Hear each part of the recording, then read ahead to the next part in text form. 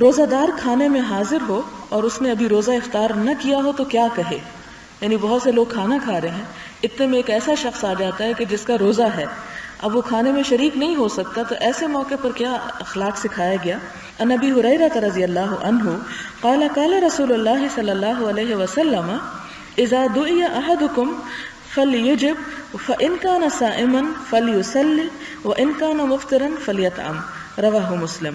حضرت ابو ہریرہ رضی اللہ عنہ سے مروی ہے، فرماتے ہیں حضور صلی اللہ علیہ وسلم نے فرمایا، جب تم میں سے کسی کو دعوت دی جائے تو اسے چاہیے کہ دعوت قبول کرے، اگر روزہ دار ہو تو دعا کرے اور اگر روزے سے نہ ہو تو کھانا کھا لے، یعنی بلانے والے کے حق میں دعا کر لے